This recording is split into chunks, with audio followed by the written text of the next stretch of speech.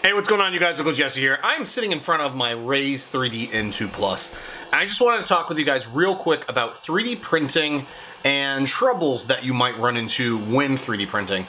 Inevitably, if you buy a printer, something is going to break down, and you're going to have to either fix it, send it out for repairs, or again, fix it yourself. And ideally, it's that first category, that you have a printer that you can buy replacement parts and pieces for online, receive those, and then do the fixes and repairs yourself. This is an example here that I'm going to go through on the Raise 3D N2 Plus of how just recently I broke one of the end stops.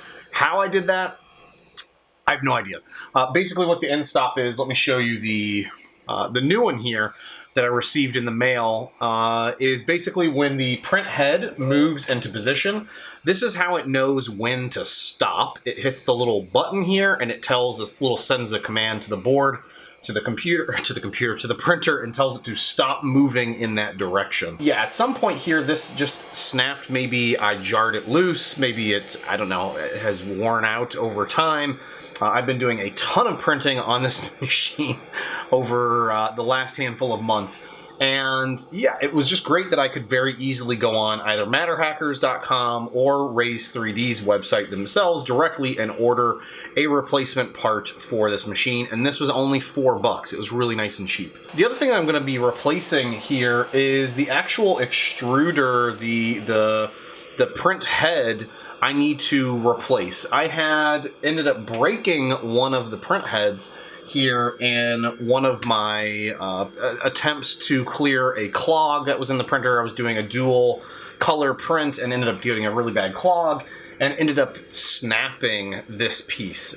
Again, I didn't think I was that strong, but I ended up snapping it and ordered a replacement piece here. And again, this came in just a few days, which is great. But again, just in general, when you're 3D printing, stuff like this is going to happen. I've had to replace numerous parts on my CR10 3D printers.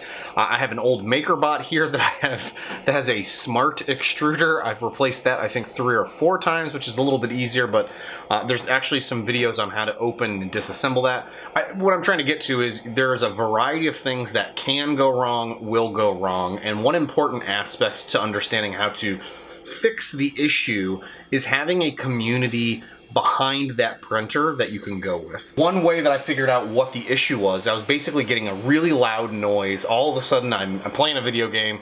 It's also in the same room as the printer, and I hear gung, gung, gung, gung, gung, gung, gung, gung, gung, this really loud noise coming from this printer, and I immediately jump over to figure out what the heck's going on. I have no idea what that was.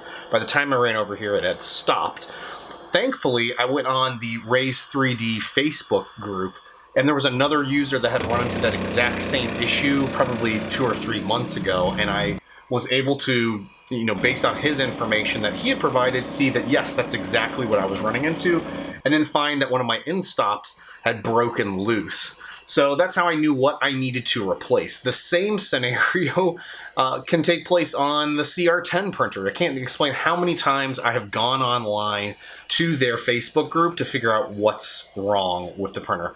The Piopoli Moy, the SLA3 printer that I'm working with, they have their own forum, and I can't tell you how valuable that is. People posting what's working great, what issues they're running into, and how to resolve those, and usually the company chiming in as well.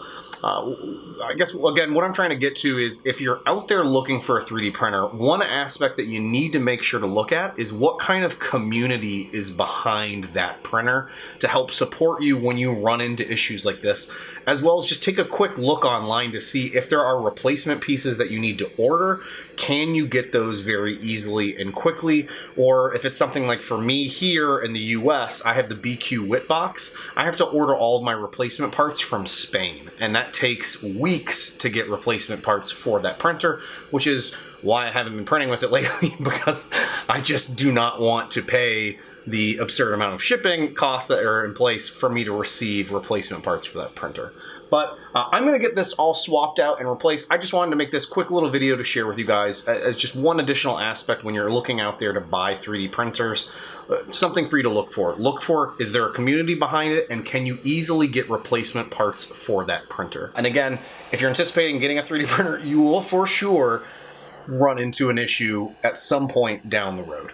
But I just want to say thanks again for watching, you guys. I have some build videos that I'm working on. I swear I have build videos that I'm working on. If you look around me, there might be one that's upcoming here that I'm working on. But I have a bunch of stuff that I'm trying to work through. I just need to stop playing PUBG and stop working and then just make some more videos for you guys. Hey, thanks again for watching, you guys. Bye now.